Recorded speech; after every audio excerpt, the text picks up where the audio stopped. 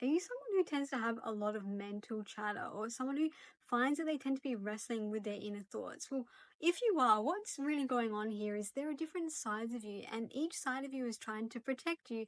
However, they go about it in a different way. There may not be an agreement on how to do this. With inner conflict, there tends to be a power struggle.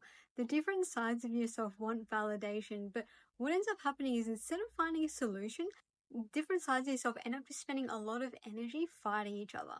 In these situations, it's really about allowing everyone to have a voice, allowing them to express what's happening in their world. And what will happen here is you start to gain an awareness of behind the words, behind whatever, the mental chatter is, you start to gain an understanding of what they're actually trying to tell you, what the message is. And it becomes really key to understand which voice you have that's trying to protect you and is more so coming from fear, and then conversely, which voice is coming from love and is trying to grow you. So once you have this understanding of what's your loving voice and what's your fearful, protective voice, it isn't always about silencing the fearful voice, because it serves a purpose sometimes, and also it can be deeply ingrained, and again, it's trying to protect you. So it thinks it's doing the right thing, right? By maybe trying to suppress something you're doing or stop you from doing something.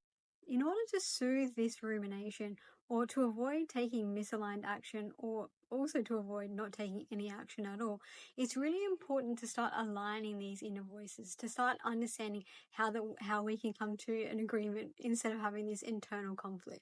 This is where it's really important to understand what wound your protective voice is shielding. And then what you can do is you can go in and you pour love onto this wound. You understand it, you listen to it, you give it compassion. This is how you start, coming into wholeness. And then when you make decisions, they come from this place of wholeness where, yes, you understand that you have these protection mechanisms in place sometimes because of the wounding, but you can take action from a place of love, and it comes from your whole self. Anyway, I hope that was helpful. I'm Jackie, a psychic medium, helping you navigate love, life, and loss.